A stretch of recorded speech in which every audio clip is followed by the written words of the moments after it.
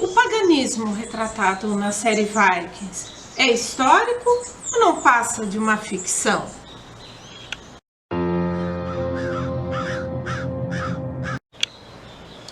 Olá! Estamos aqui novamente com mais um episódio da série Neve Responde, apresentando aqueles temas pouco debatidos, mais polêmicos, que causam muitas dúvidas e que estão fervilhando por aí.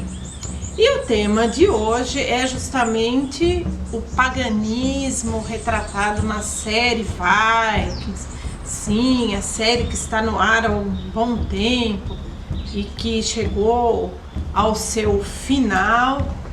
A todas as representações do paganismo, da religiosidade nórdica antiga que está representado na série, ele realmente retrata e mostra para o telespectador a religiosidade nórdica, o paganismo, na sua essência, como ele era realmente? Ou isso foi uma criação dos roteiristas, com grandes palpites dos produtores e dos diretores? Hoje é isso que nós vamos discutir aqui e fazer uma análise não muito profunda, mas uma análise sobre essas questões. O que nós temos sobre a religião nórdica antiga, o paganismo? Que esse termo paganismo, entre os estudiosos, já é visto como pejorativo, um termo muito complicado. O melhor termo que hoje os estudiosos, os pesquisadores utilizam é religião nórdica antiga. E mesmo esse termo também tem as suas complicantes, porque ele traz, como eu já disse, o termo paganismo é um termo muito complicado e até tem esse sentido pejorativo. O termo religião nórdica antiga, que é assim o mais aceito, também tem os seus problemas, porque religião nórdica antiga dá o sentido de singularidade, de algo uníssono, sem muitos contrastes. E a religião nórdica antiga não pode ser vista como um algo singular, ela tem que ser vista como um algo plural. Então, não seria a religião, mas as religiões nórdicas antigas, repleta de particularidades, cheia de nuances e de detalhes. Numa região era de um jeito, na outra região, mesmo que vizinha, já era um pouquinho diferente. Ou seja, em cada local existiam as suas singularidades, as suas particularidades e os seus detalhes.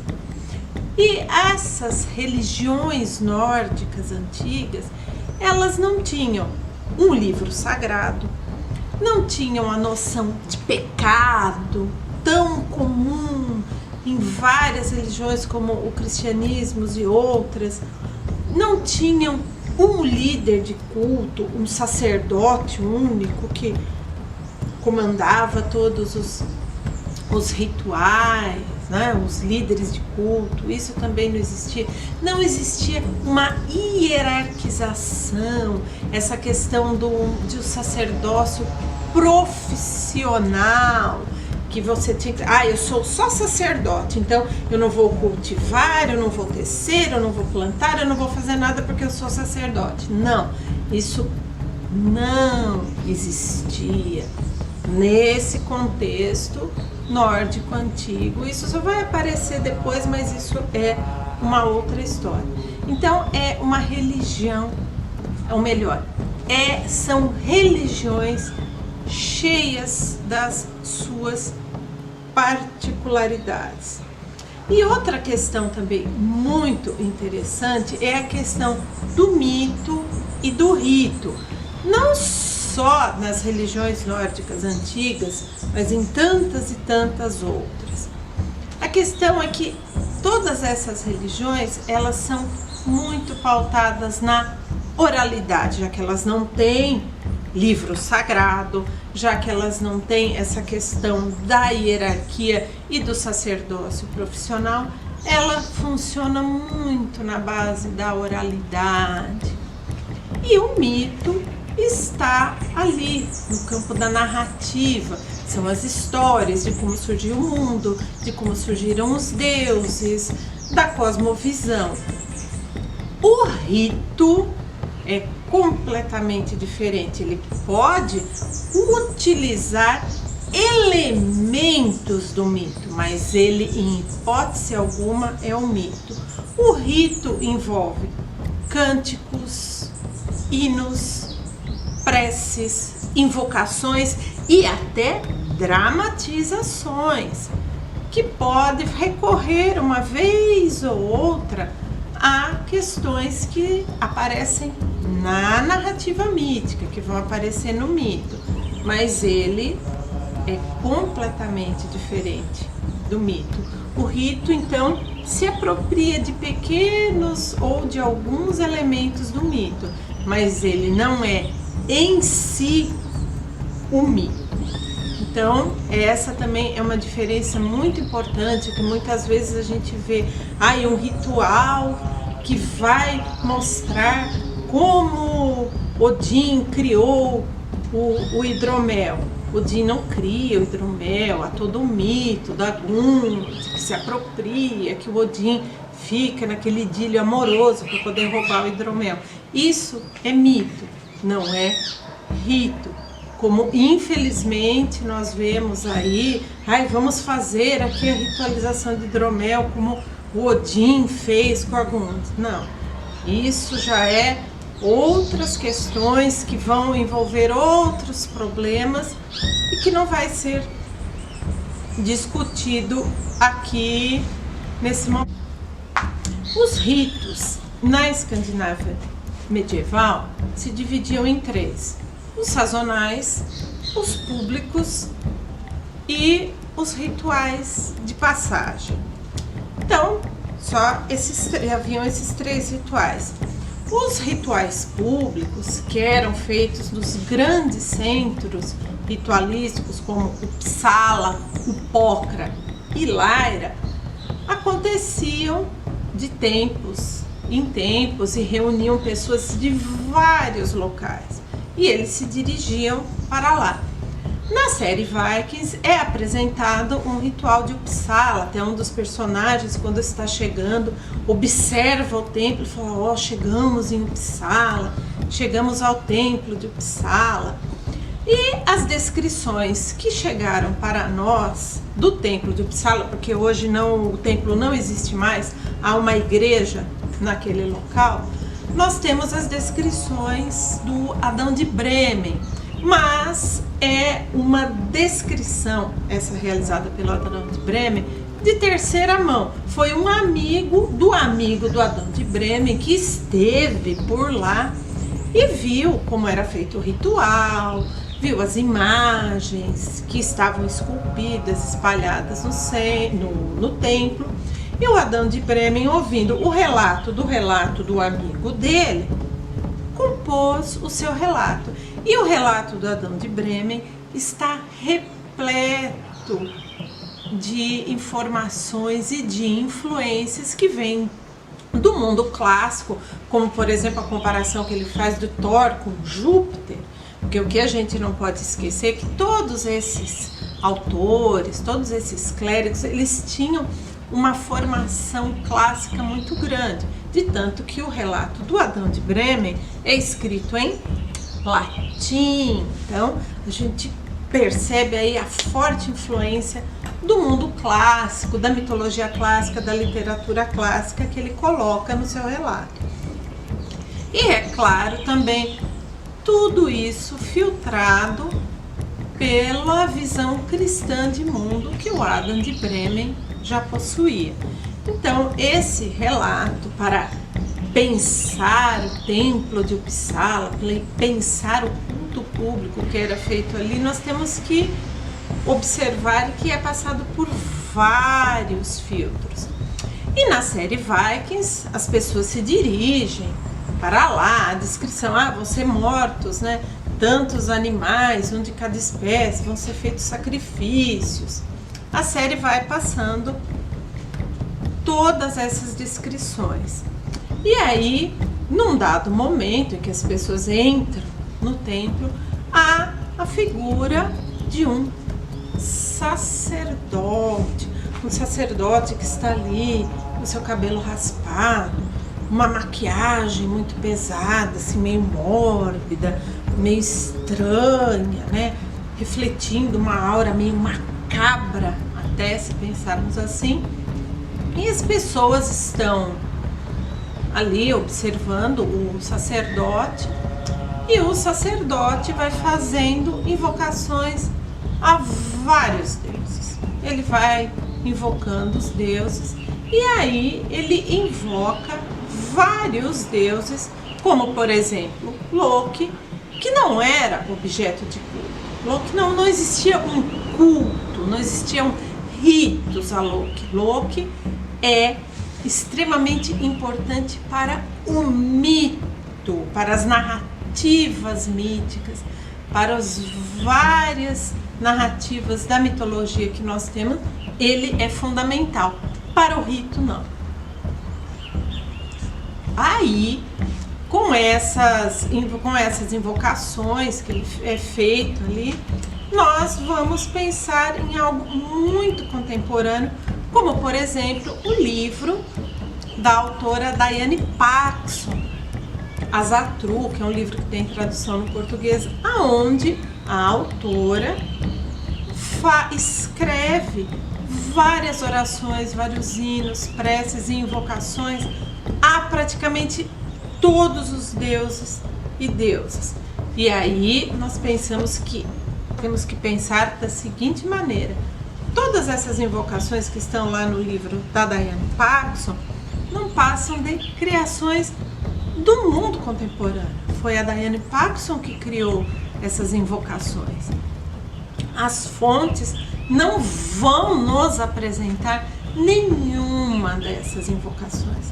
Nós temos as invocações criadas pela Paxson e que muitas pessoas reproduzem, porque isso é campo da fé e nós não vamos discutir isso. Nós só estamos aqui realmente analisando a série. Então, nós temos essas invocações e nós também, na série, já percebemos a grande influência do mundo cristão, porque o sacerdote está ali invocando, né, por Loki, por Frey, por Odin, por Thor, por Gunlund, e ele está com uma vasilha, uma pequena vasilha, onde há alguns gravetos amarrados, e ele está aspergindo sangue no rosto das pessoas. No cristianismo, nós temos essa questão da aspersão da água benta, e em alguns momentos até de óleos. Né? Óleos são óleos consagrados, e que ou tem instrumentos de prata para fazer essa aspersão em recipientes muito bem talhados, muito bonitos, alguns trazendo detalhes e iconografias de vida de santos, etc. Em alguns locais há até relatos na Idade Média que eram feitos em vasilhas mais simples, muitas vezes utilizando ramos de alfazema ou de lavanda como para fazer aspersão e exalar um cheiro bom. Enfim, isso tudo então que nós vemos na série, dentro desse ritual público, nesse centro religioso que foi o Uppsala, na série é algo totalmente ficcional, é uma criação da série, porque uma coisa que tem que ficar muito claro sobre a série Vikings: a série Vikings é entretenimento. Ela não é uma série documental que utiliza os recursos da dramatização, que hoje tem um tema docudrama. Ela não é, ela é puramente entretenimento. Ela não tem compromisso com o histórico, com o que realmente foi, com as fontes históricas, ela tem como única missão divertir. E ela cumpre no quesito diversão e entretenimento, ela cumpre o seu papel muito bem. Um outro tipo de rito que também é mostrado na série são o ritual de passagem.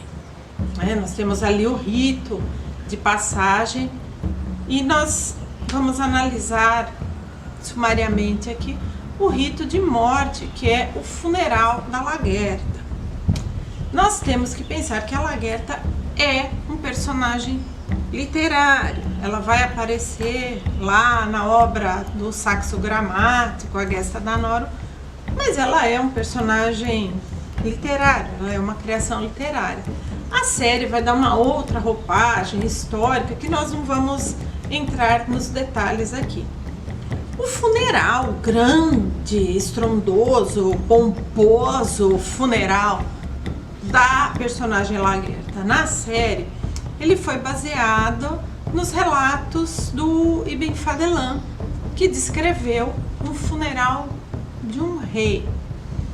E no relato do Ibn Fadlan, há o barco e há todos os outros chefes, os outros guerreiros que estão todos ao redor do barco. Não aparece templo nenhum. Na série, há dois momentos que passam concomitantemente.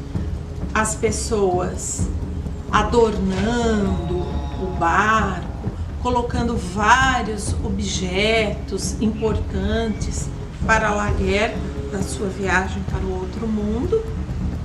E há o momento do templo, aonde há uma cópula com uma jovem que vai ser sacrificada junto com a Lagertha, muito semelhante com o que aparece no relato do Ibn Fadlan.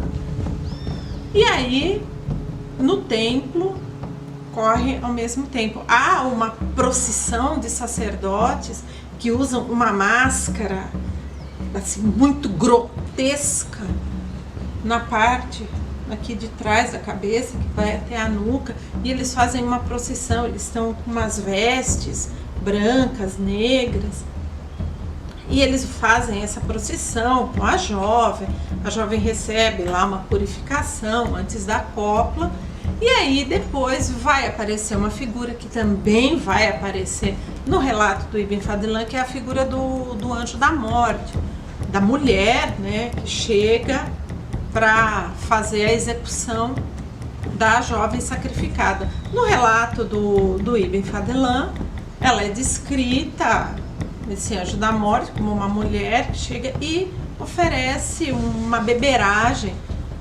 obviamente uma beberagem narcótica, porque a escrava toma a beberagem e depois começa a ficar meio zonza, meio com um estado letárgico. A senhora, o anjo da morte, vem por trás com uma faca muito afiada e faz como se fosse uma degola, corta a garganta da escrava de orelha a orelha e a deixa pronta para a sua viagem para o outro mundo com o rei. Na série, a figura do anjo da morte, ela tem realmente essa cara toda mórbida, toda misteriosa, a senhora de preto, até os olhos dela são muito negros. A impressão que dá é que ela está com as pupilas muito dilatadas, porque os olhos são muito negros, e ela pergunta para a jovem se a jovem quer ir para o Valhalla, e com um golpe extremamente violento e doloroso, ela apunhala a jovem, dá uma estocada no seu abdômen, e a jovem fica ali sentindo, ao que parece, sentindo muita dor. Após a morte da jovem, executada aí pelo anjo da morte, ela é levada em procissão até o barco, que está todo adornado, onde é colocado o corpo da Lagertha. E aí aparecem esses mesmos sacerdotes em procissão que jogam baldes de sangue no navio, numa cena extremamente grotesca, num excesso de sangue, conferindo, né, a esse ritual de passagem, que é um ritual de passagem de morte, esse excesso de sangue, justamente para causar esse impacto cênico, né, para o telespectador ficar espantado. Mas quanto literalmente derramamento de sangue existiam nos rituais, né? E aí, esses são os rituais de passagem. Um outro ritual também marcado na série também, que vai abordar muito essa questão do excesso do sangue, é um ritual para celebrar uma colheita que foi muito boa e a nova semeadura da terra, é o ritual A Freia, onde nós temos a figura da Lagertha como líder de culto. E aí a gente vai começar a entrar nos filigranas do ritual. Freia é um deus totalmente falocêntrico, né? Então, como é que uma mulher vai liderar um culto a um deus falocêntrico? Isso aí já é uma questão para pensarmos, e a série vai subverter essa ordem. E aí nós temos ali a figura da Lagertha liderando o culto. Aí aparece a figura de um animal, um bovino, e o animal tem várias manchas, né? Um animal malhado, cinza, branco. Os animais sacrificiados ao deus Freia eram escuros, eram animais pretos, né? Para lembrar essa coisa do deus, que é um deus voltado para as cores escuras. E ali também nós temos uma mirabolância, uma licença poética que extrapola tudo, que é a morte desse animal, aonde um animal é morto com uma espada grande, um machado, né, assim, que lembra muitas vezes até uma cimitarra, de um golpe só. Um animal desse porte, ele é morto, não dessa forma, porque os terminais nervosos, a carne aqui do pescoço, todos os ossos, é muito duro e precisariam vários golpes de machado para cortar a cabeça. Um animal desse é morto com um golpe só, feito por uma marreta no centro da sua cabeça, para evitar o excesso de sofrimento e ele ter uma morte instantânea. Então nós também já vemos que a série já dá essa extrapolada aí, mas é ficção e dentro da ficção pode. E aí nós vemos, né, que é recolhido o sangue do animal em baldes, e aonde a Lagertha é banhada por esse sangue numa veste branca, para justamente dar o grande contraste, né, o branco com o rubro ali do sangue. E essa questão da veste branca é uma influência direta do século XIX, lá do romantismo, que começou a representar e descrever os druidas lá dos celtas como homens velhinhos, brancos, e que só se vestiam de branco para dar um caráter de pureza, muito parecido com o que a gente vê no Panoramix do Asterix, que está com suas vestes brancas. Então isso é uma influência direta do romantismo, e como já é algo muito consagrado na iconografia, na cinematografia, a série simplesmente deu continuidade ao que já existia. E aí a Lagertha, banhada por aquele sangue, a terra já está toda arada, já estão abertos sulcos que vão receber as sementes, e a Lagertha, com uma vasilha de sangue, com outras mulheres também com vasilha de sangue, vão pegando e aspergindo a terra com esse sangue. E aí nós também já vemos um outro grande detalhe. A terra é feminina, então a terra é que vai receber a semente. Quem tem a semente é o homem. Então as mulheres não participavam dessa semeadura. E é uma tradição que vai sobreviver, vai Idade Média fora, entra até na Idade Moderna, aonde quem vai jogar a semente na terra são os homens. As mulheres ficam, observam a cena, porque é essa coisa de jogar a semente, de inseminar, fazer a inseminação na terra, e quem faz isso então são os homens. Então a série mais uma vez colocou essa grande licença poética. Mas também existiam outros rituais, que seriam os rituais aos espíritos da terra, aos elfos. E esses rituais eram muito domésticos, eles pertenciam ao mundo da casa, onde cada casa, cada família, cada grupo tinha as suas próprias maneiras de fazer os seus rituais. E deles também não há nenhuma descrição. Se nós pegarmos a saga de Eric o Vermelho, nós vamos encontrar um ritual ali, que é o ritual que é executado, um ritual mágico de invocação dos espíritos, que é a Torbior, que vai presidir esse ritual. O relato, a narrativa literária da saga não vai nos fornecer detalhes da invocação que a Torbior fez, de como ela fez essa invocação, se ela utilizou grandes objetos mágicos. Nós não temos isso. O que nós temos? Um banquete que é oferecido a Torbior, e é oferecido algo de melhor, algo que é pulsante de vida, pois é oferecido a Torbior um banquete aonde a comida servida constitui do coração de cada animal vivo do lugar. Então a Torbior que vai comer esse prato, que também não descreve se é assado, se é cozido, se é frito, se é assado. Nós não temos a descrição, só diz que é oferecido para ela um banquete, e tem que ser um banquete mesmo, porque a comunidade ela está faminta, estão todos perecendo de fome.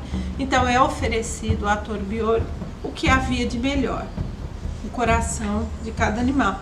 E aí, depois de comer, ela faz a invocação, faz os cânticos, e também não é descrito, nós não temos a descrição de como são feitos esses cantos, de como é cantado, e ela depois faz a sua profecia. Isso está lá na saga de Eric o Vermelho. A análise que nós propusemos aqui da série Vikings não se trata só de apontar, isso é certo, isso é errado, isso está historicamente correto, isso não está. Não é só esse raciocínio binário que nós temos que ter, porque a série, para quem quiser estudá-la a fundo, principalmente essa questão da religiosidade, isso dá várias teses de doutorado. Tamanho é um material rico que se pode estudar. Para quem tiver mais interesse em conhecer, na descrição do vídeo há vários links sobre artigos que vão trabalhar com isso.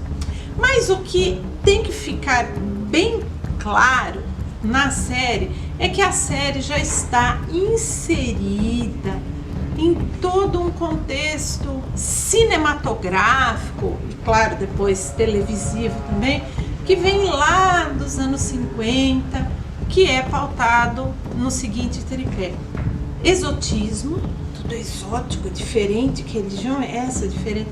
Macabro, essa coisa do soturno, das vestes muito escuras, totalmente, essa coisa dos tambores, da percussão, E claro, o último, e que acaba sendo mais marcante, a violência. É tudo muito violento, muito sangue, os animais sacrificiados são mortos de forma violenta, as pessoas que vão ser sacrificiadas também são mortas de forma muito violenta. Então é isso, o exótico, o macabro e o violento. E tudo isso é passado por um grande filtro cristocêntrico. É isso que tem que ficar muito claro. Não se trata só do certo e do errado, mas nós temos que ver a série inserida nesse grande contexto que já é bem antigo. E como eu disse antes, para mais informações, vou seguir vários links na descrição do vídeo para quem quiser e tiver interesse em se aprofundar no estudo da série Vikings. Então, esse foi a nossa discussão hoje sobre a série Vikings. Então, muito obrigada. Não esqueça de dar seu joinha no vídeo e se inscrever no nosso canal. E até a próxima. Tchau!